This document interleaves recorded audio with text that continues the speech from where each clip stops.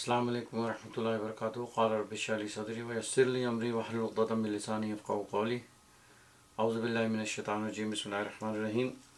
Today inshallah we will start Surah Hud. This is the second surah in the set of the Makki surah and second warning from Allah subhanahu wa ta'ala to especially to mushrikeen Makkah, and rest of it is for all over the world, for the whole humanity.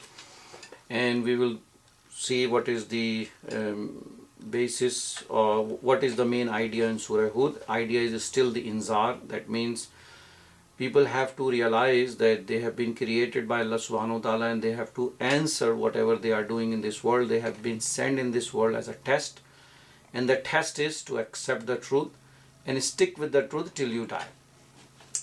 So Allah subhanahu wa ta'ala has given 7 examples in Surah Hud about the Anbiya and what happened to the nations of those Anbiya.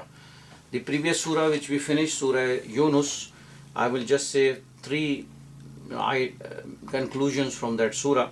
First is that Allah subhanahu wa ta'ala exempted only one nation, the nation of Hazrat Yunus alayhi salam, because they done true istighfar and repentance to Allah subhanahu wa ta'ala. Although the signs of the punishment of Allah was coming, and Allah subhanahu wa ta'ala not only stopped the punishment but give them hidayah and return Yunus alayhi salam to the nation and give them another chance and prosperity. It is said that Yunus alayhi salam left the nation without the order of Allah subhanahu wa ta'ala, and Allah subhanahu wa ta'ala has now given this opportunity for the nation to repent, and they actually repented as not only individually but collectively. And Allah subhanahu wa ta'ala, is the whole story will going to come about Yunus alayhi salam, who was swallowed by a whale, and then he was in the belly of the whale, and he also repented to Allah subhanahu wa ta'ala because he realized the misjudgment that he has, and Allah subhanahu wa ta'ala also forgave him and then bring him back to the nation, and they are all forgiven and they become the believers. So Allah subhanahu wa ta'ala is bringing the first warning, saying that the most important thing you have to do is do istighfar and follow the Nabi, follow the Rasul. These are the 2 most important things. That's why the first warning has this tiding that if anyone does the istighfar, then Allah subhanahu wa ta'ala is Tawwabur Rahim, Ghafurur Rahim. Number 2 is, if we in this day and age recite Durood Sharif to Rasulullah, it will bring us blessings, and blessings in all shape and form. So make an habit that do this istighfar and do your durood. And the third is that if we do the humbleness, the true humbleness in front of Allah subhanahu wa ta'ala, then Allah subhanahu wa ta'ala bring us more guidance. And we have already discussed the exemption that Allah has given to Yunus alayhi salam. Now for Surah Hud, there is also very important aspect of giving dawah to people. The best da'i was Muhammadur Rasulullah sallallahu alaihi wasallam, and we learned from him, and Allah subhanahu wa ta'ala has taught him that the dawah is through Quran. You have to give dawah to people through Quran. Then make sure that when dawah is reached to the people, they follow the footsteps of Muhammadur Rasulullah sallallahu alaihi wasallam. And Allah subhanahu wa ta'ala also give examples in this surah also about that. And then give dawah through hikmah. And then once you start this program of dawah, you should have no fear. The only fear you have is fear of Allah. And Allah says that when you have no fear for no one else, if you have fear of Allah in your heart, and Allah has given the way how you're going to keep this. Number 1, establish salah. Number 2, you need to be very patient and steadfast. Number 3, put your trust on Allah subhanahu wa ta'ala. And number 4 is keep remembering Allah subhanahu wa ta'ala. So with this introduction, we'll start Surah Hud. This will be ayah 1 to 24.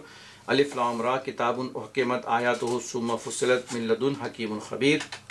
Again, the words Alif Lam Ra is Muqatti'at, and these are the words only Allah knows. So we should humble ourselves in front of Quran, that knowledge comes from Allah. This is the book of knowledge. Allah says that the ayat of this Quran is established, and it has been explained in detail, and it is come from the source who is Hakim and Khabir, who knows everything and who has all kind of hikmah. Allah ta'budu illallah innini lakum minhu nazirun wa bashir. And the most important message that you should realize and you should know that you cannot worship no one else except Allah subhanahu wa ta'ala. You will be returning back to Him, and Muhammadur Rasulullah sallallahu alaihi wasallam is Nazir and Bashir. He is giving you glad tidings and he is warning you for a very significant punishment if you do not accept this Quran and do not accept the Messenger Muhammadur Rasulullah sallallahu alaihi wasallam. وَإِنِ اسْتَغْفِرُوا رَبَّكُمْ ثُمَّ تُوبُوا إِلَيْهِ يُمَتِّعْكُم مَتَاعًا حَسَنًا إِلَى أَجَلٍ مُّسَمًّى وَيُؤْتِ كُلَّ ذِي فَضْلٍ فَضْلَهُ وَإِن تَوَلَّوْا فَإِنِّي أَخَافُ عَلَيْكُمْ عَذَابَ يَوْمٍ كَبِيرٍ. And again, Rasulullah is telling the same thing which we have already discussed, that you have to keep doing istighfar to Allah subhanahu wa ta'ala. You keep asking Allah subhanahu wa ta'ala's forgiveness, and you should always return to Allah subhanahu wa ta'ala, because Allah subhanahu wa ta'ala has given you only a stipulated time. You don't know, Allah knows. So when that time comes, maybe you don't get chance to do istighfar or come back to Allah. So it is your daily routine, daily practice that you do istighfar day and night. Return to Allah subhanahu wa ta'ala. And Allah subhanahu wa ta'ala promises that if you do so, Allah subhanahu wa ta'ala will increase your reward.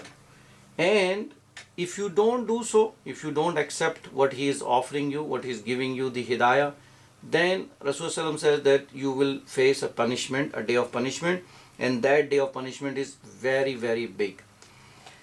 Ilallahi marji'ukum wa huwa ala kulli shay'in qadir. Again, we all have to go back to Allah subhanahu wa ta'ala, and He controls everything. He has full authority on everything. Ala innahum yasnuna sudurahum liyastakhfu min ala hina yastakhshawna siyabahum ya'lamu ma yusiruna ma yu'linun innahu alimun bi dhati sudur. Now this is something that has been seen, that people who have too much shyness, too much of paying respect, that the level is such that they don't want to even do the right thing which Allah wants to do because of their shyness or because of their sort of respect to Allah subhanahu wa ta'ala. So Allah is saying that whatever the Sharia has been allowed you to do, you should do it, and you should have no hindrance in doing so because of your nature. Whatever you keep in your heart, it's not hidden from Allah subhanahu wa ta'ala. You have no veil between you and Allah subhanahu wa ta'ala. And either you sleep with full clothes and thinking that Allah will not gonna see what's going under the clothes or what you are hiding under the clothes. It's a false belief from you. Allah knows even what is in your chest. So forget about hiding yourself under the clothing. And Allah knows what is good in you, and Allah knows what is you are hidden. And Allah knows what is in your heart. So this has come to a point where people have this, belief that you can hide things under something. You cannot hide nothing from Allah subhanahu wa ta'ala. The shyness that you have for the Sharia of Muhammad Rasulullah, there should be no shyness in practicing the Sharia of Muhammad Rasulullah. Now another universal truth that Allah has mentioned now, وَمَا مِن دَعَبَّةٍ فِي الْأَرْضِ إِلَّا عَلَى اللَّهِ رِزْقُهَا وَيَعْلَمُ مُسْتَقَرَّهَا وَمُسْتَوْدَهَا كُلٌّ فِي كِتَابٍ مُبِينٍ. That each and every living thing, Allah subhanahu wa ta'ala has sort of prescribed upon Himself to give rizq to Him. The rizq of each and every living thing is with Allah subhanahu wa ta'ala, and Allah has to give that rizq. And Allah knows where they live, Allah knows where they go from, and everything has Allah written in a tablet, in the open book. So we do not have to worry about our rizq. Our rizq is already written. It's a beautiful hadith that all these birds, they wake up in the morning, they don't know where the food is, but they go and they try to find the food, and Allah gives them food, and when they come back at night, their stomach is full. So for humans, the most important thing is that we should work to get the rizq, and Allah subhanahu wa ta'ala will give us the rizq, but we have to do the effort. وَهُوَ الَّذِي خَلَقَ السَّمَاوَاتِ وَالْأَرْضَ فِي سِتَّةِ أَيَّامٍ وَمَا كَانَ عَرْشُهُ عَلَى الْمَاءِ لِيَبْلُوَكُمْ أَيُّكُمْ أَحْسَنُ عَمَلًا وَإِنْ قُلْتَ إِنَّكُمْ مَبْعُوثُونَ مِنْ بَعْدِ الْمَوْتِ لَيَقُولَنَّ الَّذِينَ كَفَرُوا إِنْ هَذَا إِلَّا سِحْرٌ مُبِينٌ. And this is the ayat of Mutashabihat, that Allah subhanahu wa ta'ala says that Allah subhanahu wa ta'ala has created heavens and the earth in 6 days. Prior to that, the arsh of Allah subhanahu wa ta'ala is on water, and Allah subhanahu wa ta'ala created this heavens and the earth for one reason, liyabluwakum. That means He wants to test you, that who does the good deed and who doesn't do the good deed. And the whatever you say, you will be resurrected again and you will be presented in front of Allah subhanahu wa ta'ala. And this simple sentence that Rasul is saying, that you will be resurrected and presented to Allah subhanahu wa ta'ala, the kuffar answer them back that this is open magic. There is nothing magic in it. The reality is, we come in this world at a time and we leave this world at a time, and then we will be resurrected for our final living, which will never gonna end. وَإِنْ أَخَّرْنَا عَنْهُمُ الْعَذَابَ إِلَى أُمَّةٍ مَعْدُودَةٍ لَيَقُولُنَّ مَا يَحْبِسُوهُ أَلَا يَوْمَ يَأْتِيهِمْ لَيْسَ مَصْرُوفًا عَنْهُمْ وَحَاقَ بِهِمْ مَا كَانُوا بِهِ يَسْتَهْزِئُونَ. And Allah is saying that if we stop the punishment up to a certain time, then the azab will gonna come if they don't accept you as the messenger. And when the time of this azab will gonna come, then it's not gonna go away from them. And whatever joking around and funny things they are doing to make the message weaker in front of common man, then that punishment will gonna come and surround from everywhere. So you should be fearful how your behavior is with the ayat of Allah subhanahu wa ta'ala. You should be very, very serious with Quran. You have to make full attention and follow it as it should be followed. وَلَئِنْ أَذَقْنَا الْإِنسَانَ مِنَّا رَحْمَةً ثُمَّ نَزَعْنَاهَا مِنْهُ إِنَّهُ لَيَئُوسٌ كَفُورٌ. And this is the reality. Allah subhanahu wa ta'ala is mentioning that if Allah subhanahu wa ta'ala gives somebody all the blessings and then take the blessings away, then that man or that woman or that human will become extremely unthankful to Allah subhanahu wa ta'ala. That how come Allah gave me blessing and take it away? Allah wants to test. Allah already mentioned لِيَبْلُوَكُمْ. Allah will not test you in this world. So one of the tests is Allah gave you blessing and may take you away. At that point you have to show the sabr, instead of just claiming to be blaming Allah subhanahu wa ta'ala for that. And also it will come وَلَئِنْ أَذَقْنَاهُ نَعْمَاءَ بَعْدَ ضَرَّاءٍ مَسَّتْهُ لَيَقُولَنَّ ذَهَبَ السَّيِّئَاتُ عَنِّي إِنَّهُ لَفَرِحٌ فَخُورٌ. And after that pain or suffering, Allah subhanahu wa ta'ala give them blessing back and then take away all their hardships. Then he started becoming arrogant. He started becoming happy and he become the person who just become arrogant, and pride comes over, instead of he should be thankful to Allah. Another thing that about these ayat is that all good and all bad comes from Allah subhanahu wa ta'ala. As a Muslim, we have to do sabr when Allah subhanahu wa ta'ala tests us with some test, and we should do significant amount of shukr when Allah give us blessing. إِلَّا الَّذِينَ صَبَرُوا وَعَمِلُوا الصَّالِحَاتِ أُولَٰئِكَ لَهُمْ مَغْفِرَةٌ وَأَجْرٌ كَبِيرٌ. So the answer is right here, that only people who do sabr and keep doing the good deeds, Allah subhanahu wa ta'ala will forgive them and give them significant reward. فَلَعَلَّكَ تَارِكٌ بَعْدَ مَا يُوحَىٰ إِلَيْكَ وَضَائِقٌ بِهِ صَدْرُكَ أَنْ يَقُولُوا لَوْلَا أُنزِلَ عَلَيْهِ كَنْزٌ أَوْ جَاءَ مَعَهُ مَلَكٌ إِنَّمَا أَنْتَ نَذِيرٌ وَاللَّهُ عَلَىٰ كُلِّ شَيْءٍ وَكِيلٌ.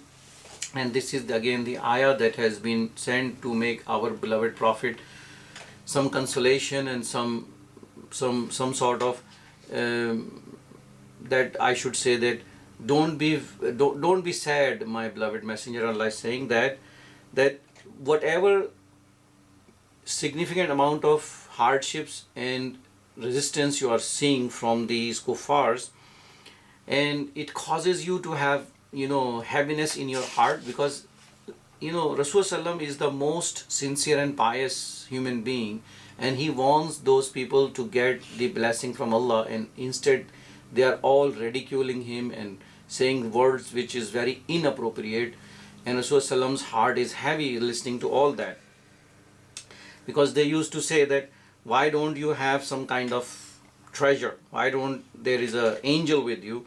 So my beloved Messenger, don't worry about their comments. Your job is to just present this message. That's all your job is. Allah subhanahu wa ta'ala is not gonna ask you that who went into Jannah. We have already read that in Surah Baqarah. Who went to Jahannam? Allah subhanahu wa ta'ala will not gonna ask you about that. We already read it in Surah Baqarah. And Allah subhanahu wa ta'ala is the one who is in complete authority. Your job is to just present this message. Acceptance and not acceptance is not gonna be asked about you, and you just keep doing your good work and don't pay any attention to these remarks which these are saying. أم يقولون افترى قل فأتوا بعشر سور مثله مفتريتم وادعوا من استطعتم من دون الله إن كنتم صادقين. And then tell them that, okay, if you think that this Quran is something that I made, Rasulullah they said to you, then tell them, okay, go and bring one surah like this, and whoever you want to call for help, call them. And they will never gonna do that. This is the topic that has come again and again in different places in Quran. We have already read in Surah Baqarah in the initial portion also that Allah has already said that nobody can bring the Quran like this. Not even, initially a surah, then 10 ayat, and then ultimately the least like 3 ayat. They cannot even do that. So Allah says in Surah Baqarah, we know that if you cannot do so, then you should be fearful that you will end up in fire. And that fire is for you and for stones. So don't behave like stones, that no effect happens when this Quran is read in front of you, and instead of you accepting the truth, you become arrogant. فَإِن لَّمْ يَسْتَجِيبُوا لَكُمْ فَاعْلَمُوا أَنَّمَا أُنزِلَ بِعِلْمِ اللَّهِ وَأَن لَّا إِلَٰهَ إِلَّا هُوَ فَهَلْ أَنتُم مُسْلِمُونَ. So again, Allah is giving this consolation to Rasulullah that if they don't accept this message, then don't worry about it. This Quran is from Allah subhanahu wa ta'ala, the knowledge of Allah subhanahu wa ta'ala, and there is no one worthy of worship except Allah subhanahu wa ta'ala. So tell them that after you know all this, would you come and accept the Islam or not?